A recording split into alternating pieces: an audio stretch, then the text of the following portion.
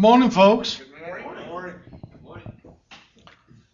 You know, I'm sitting by I'm just sitting in my reclining chair this morning, thinking that this is the last Sunday in June, and next Sunday's going to be July already. And in your bulletin today, on the back of it, is an article written by a friend of mine that he put in the bulletin in the congregation where he attends. And I thought it's very appropriate that you take the opportunity to read his thoughts there. Larry is an elder in that congregation and a very thoughtful man and a good writer. So as the 4th approaches on Saturday, do I have that right? On the 3rd, Diane, it is not only your birthday, but it's the Morgan 4th of July celebration. So if you want to come on down, we'd be glad to have you.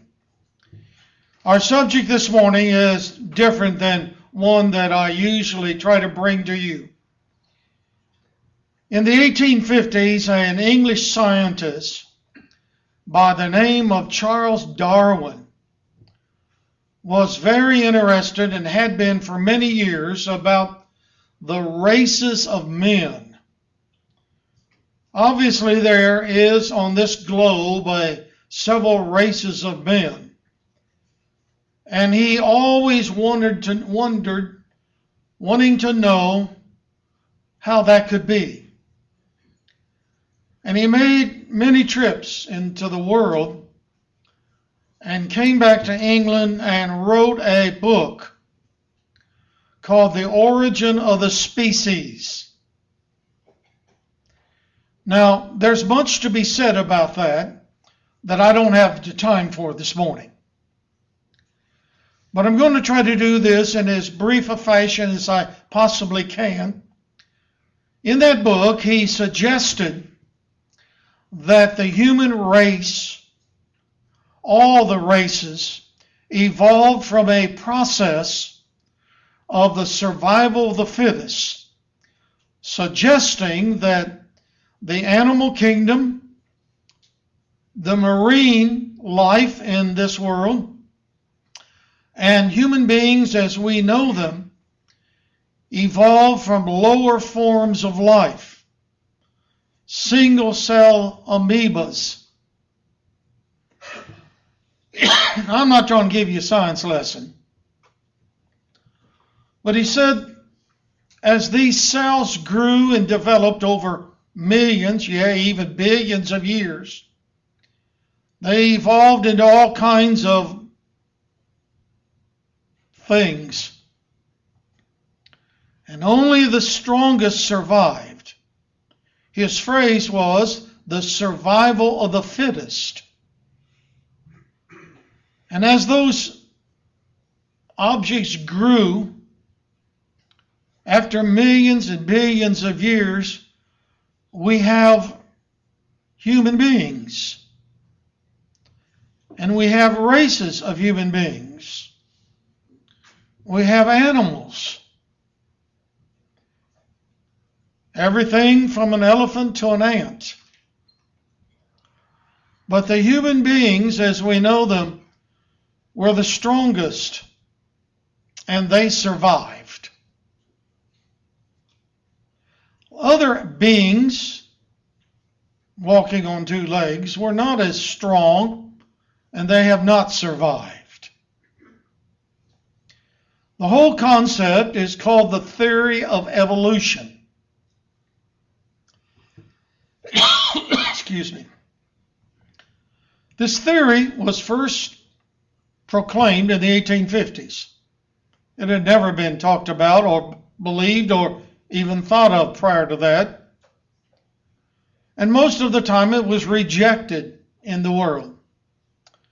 But after World War II, it was generally taught in all the universities in America nearly.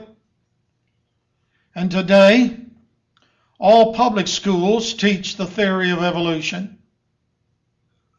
And so therefore we want to look at it a little more closely in light of Christianity. Now, I read an article just recently, and excuse me, but I'm going to look down here at it so I will make sure that I remember exactly what was written in that article. It was by a evolutionist professor who is referred to by many people in the United States as the premier evolutionist in America. And in a speech, he decided to list the consequences of the teaching of evolution in America. And the list isn't very long. Well, it's longer than I'm going to give you. We only have so much time. First of all, he says there is no God. There can't be a God of any kind. He doesn't say it, but the implication is that if you believe in the existence of a God that you cannot see, you're foolish. There is no God. Secondly, there is no life after death. There is no life after death. There's no thing like a judgment or a hearing before the God of heaven. Those things are only tradition of pagans. 3, this is very important. This is an evolutionist, and he says there is no basis or foundation or reason. There is no basis for ethics. Now, ethics might be defined in a lot of ways, but let's just make it simple this morning. You got a simple preacher, so let's make it simple. Ethics is right and wrong. There is no reason for ethics or right and wrong. There is none. And let me give you one more. Human life has no purpose except one: to survive. Now, this is not something I made up. This is a prominent evolutionist. And if you study the theory of evolution, you will reach the same conclusion he's just given.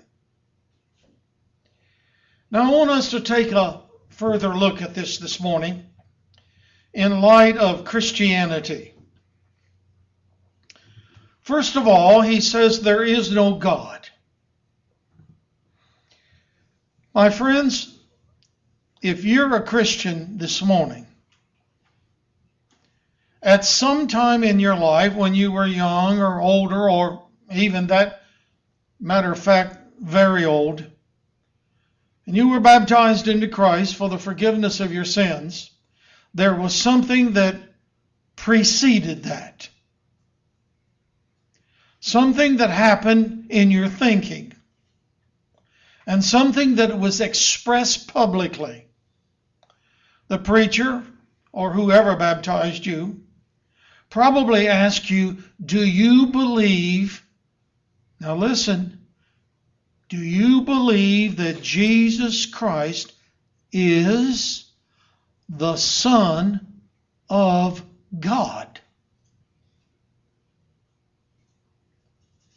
If you answered in the positive, you are saying that I believe that Jesus Christ lived on this earth in a human body. He stubbed his toes just like we do it. He got hungry, he got tired. But you said more than that. Do you believe that Jesus Christ is the Son of God? You acknowledge the fact that you believe that there is a God, invisible. The passage of Scripture that was read in your hearing this morning is one that just about everybody knows. In the beginning, when was the beginning? We don't know.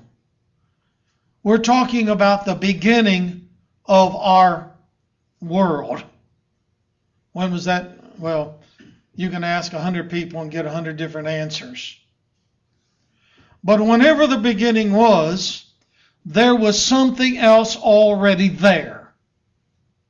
God. You know, God has no beginning. This mind that I've got, I think it's slipping rapidly, but the mind that I have, I can't conceive of something that has no beginning. God has no ending. But God was there in the beginning. Evolution says the beginning, and the evolutionists, I must tell you quite frankly, have trouble trying to decide when the beginning was. One of the most popular theories is the Big Bang theory. Maybe you've heard of it. That the sun was so huge and so large as it navigated the sky and was so hot that a big hunk of it fell off. A jagged hunk. And that jagged hunk was thrown away from the sun, and over billions of years of going around, it became round. And we call it Earth. Now, you'll probably get in trouble with an evolutionist if you ask him where the sun came from. There was a young lady that asked a college professor that after he was teaching this theory, and she said, "Where did the sun come from?" And he turned to her in a very angry voice and face, said, "We don't allow stupid questions like that in this class."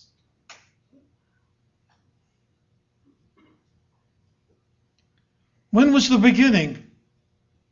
Evolutionists say it was billions of years ago.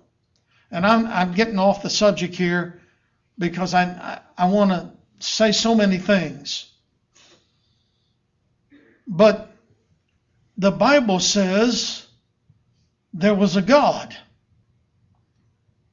Not one you can see. Not one that you can touch. Evolutionists believe, and they'll tell you this, if you can't touch it, or smell it, or taste it, it's not real. So there is no God. Secondly, when it comes to morals, I'd like you to just stop and think with me for a minute. Right and wrong, morals. Just about every human being that I know has some kind of set of morals. Some of them very few. But morals are something that motivates us, or they might prohibit us from doing something.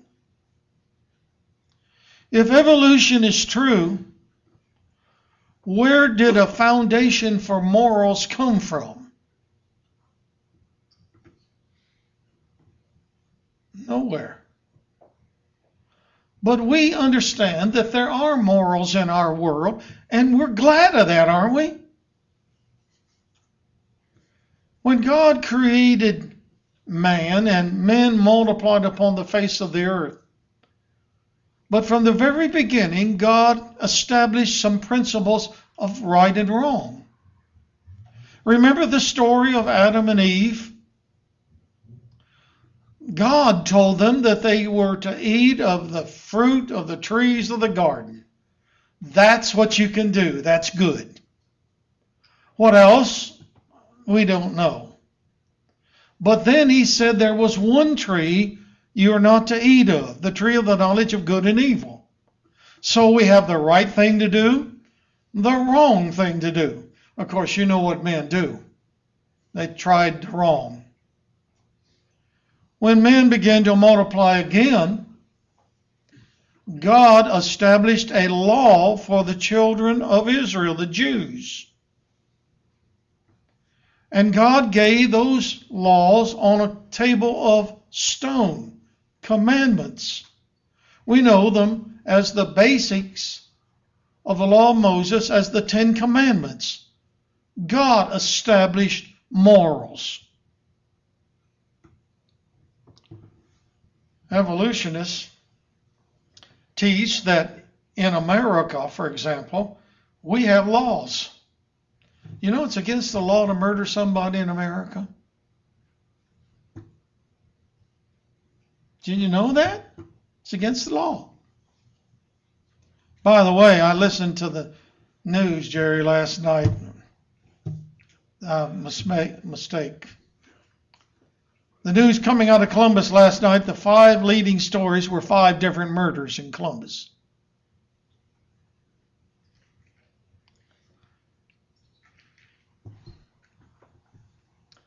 Evolutionists say man made the law you should murder. And the men that made it were so powerful that they forced it on the rest of us. It's not that there's a law against taking human life. Man just made that up.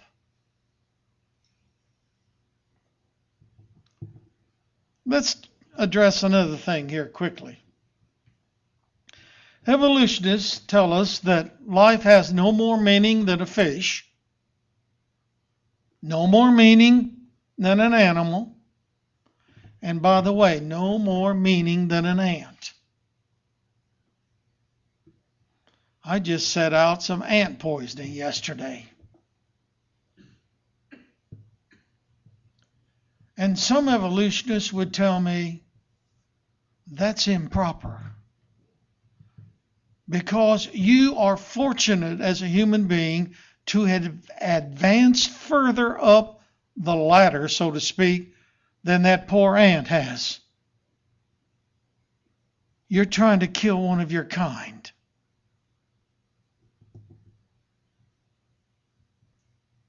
This is evolution, folks.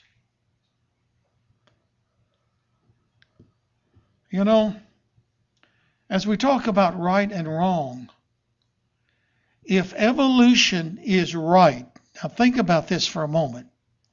If evolution is correct, then might makes right. Okay? Because Darwin says, who survived? The fittest, the strongest, they survive. Might makes right. If the theory of evolution is correct, then right is what you want to make it.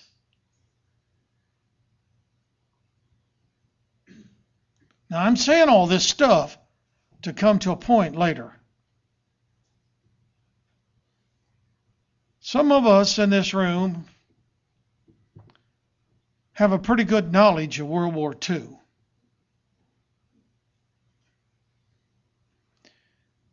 The German leader of the Nazis was Adolf Hitler, a name that's just about familiar to everyone.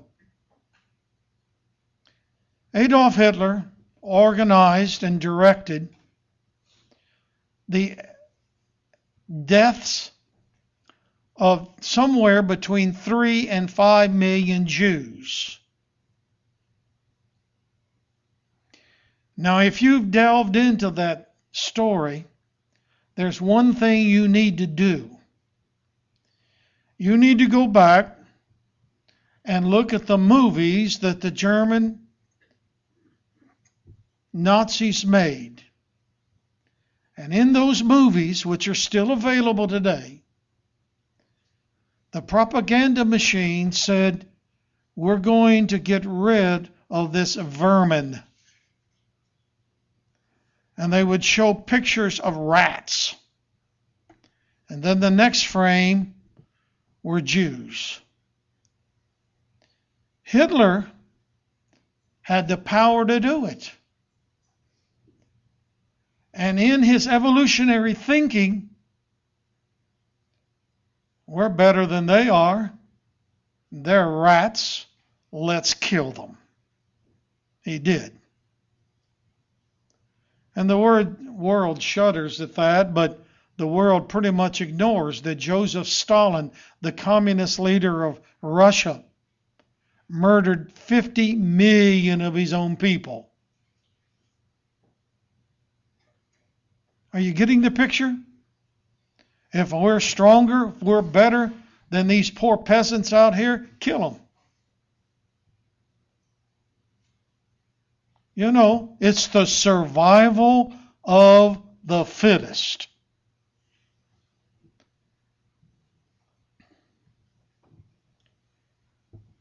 And then, of course, there's the idea that death ends it all. Why is it that an evolutionist would say that? Because men evolved from lower forms of life. They live. If they're strong, they survive and reproduce. And their descendants are strong, they reproduce. And the weaker, for whatever the reason might be, die away. But that's all there is. There's nothing after this world.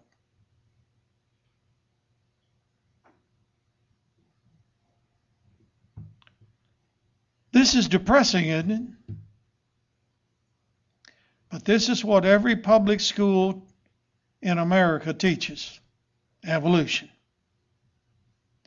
If you watch a science program on television, doesn't even have to be science necessarily. You go to the Animal Kingdom channel, and we find certain animal, and the announcer will say, over millions of years, this animal learned to do this. Over millions of years, accidentally, a female animal was born. And accidentally, at the same time, there was a male.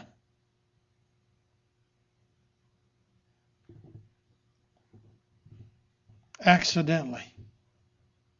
Accidentally at the same time. That's evolution, folks. Now, for the really important things I want to talk about this morning. What does the teaching and the practice of this theory do to our society? Somebody says, okay, evolution is not right, but it's not going to do any damage. Now, I want you to listen carefully to me. If you haven't heard anything else I said, that's all right. First of all, the teaching of evolution undermines justice, kindness, mercy, and love. One evolutionist wrote, and I don't remember who he was, that a mother's love isn't real. A mother's love isn't real. She only cares for that baby because she wants that baby to live on so her genes will live on.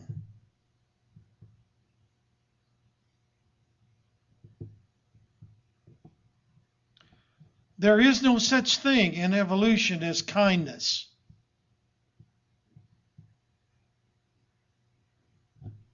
I was watching a history show months ago, and there was an American who was taken prisoner by the Japanese and put on a work detail in the jungles of Southeast Asia, where they were cruelly beaten and put to death. And this American soldier became so ill and so beaten, and the order was given by a Japanese officer to one of the soldiers to shoot him. And the American looked up at the end of that barrel as it was held by the Japanese soldier and said, "Please don't shoot me." And the Japanese soldier could speak a little English.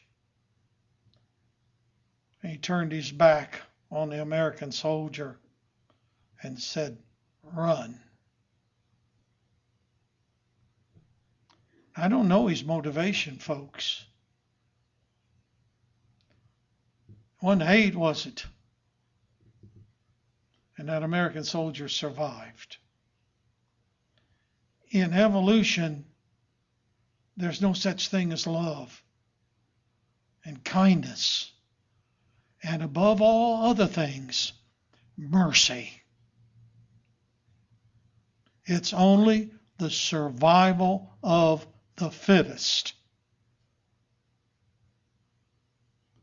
Somebody says, "Well, I know somebody believes in evolution, but they're real kind folks."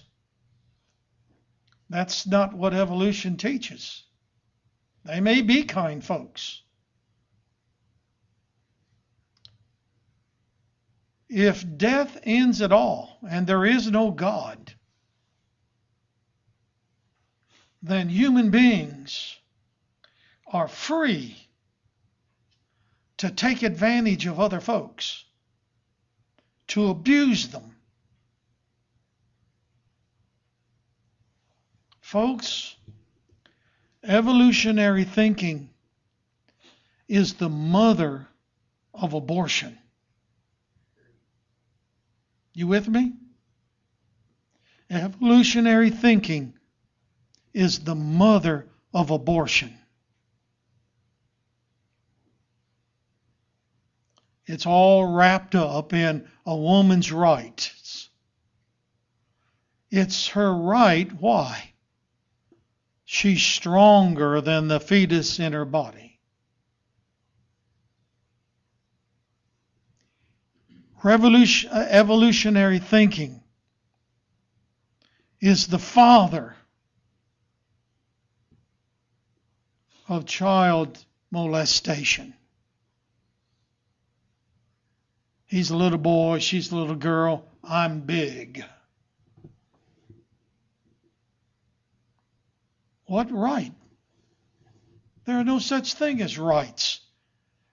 The idea is, I can do it because I'm stronger. Evolutionary thinking is behind thefts. I can take this from you because I'm smarter than you are. And you don't know me. And I'll take it. Rape is the product of evolutionary thinking. And I can go on. But folks, might doesn't make right.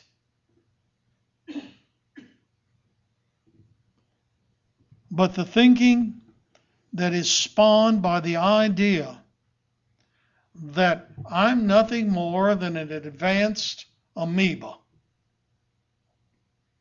I'm just better than an animal because I'm advanced.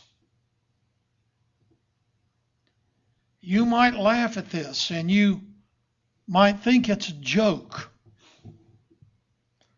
But evolutionists in America, the hardcore ones, know what we just started with a few minutes ago.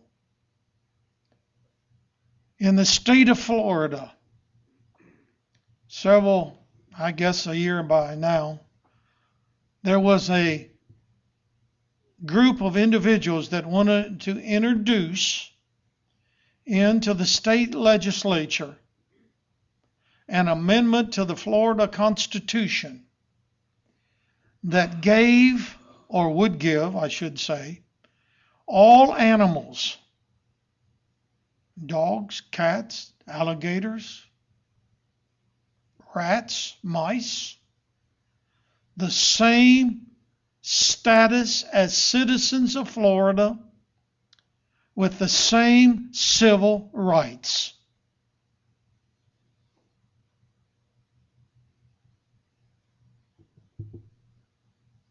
To a lot of people that, they're just one or two nuts. These are hardcore evolutionists. You may not have been taught evolution in high school, but I guarantee today, if you go to a high school and open up a science or particularly a biology book, where did life begin? Well, some of the least offensive would say, well, it's not known for sure. But millions of years ago, and here we go, there's a principle we want to nail down right now. If people believe, children, if people believe that they're nothing more than an advanced animal, they're going to act like an animal. This hasn't been a very uplifting, satisfying series of thoughts this morning. But it's something that we need to understand and grow our faith in the God of heaven. Well, thank you for your attention. We're going to offer the invitation of Christ to become a Christian. And remember, the very beginning of that is your acknowledgement of Christ as the Son of God, and then being baptized for the forgiveness of sins. So the invitation's yours. I believe it's trust and obey, as my Father's favorite hymn. So if you want to respond, do so now while we stand and sing, please.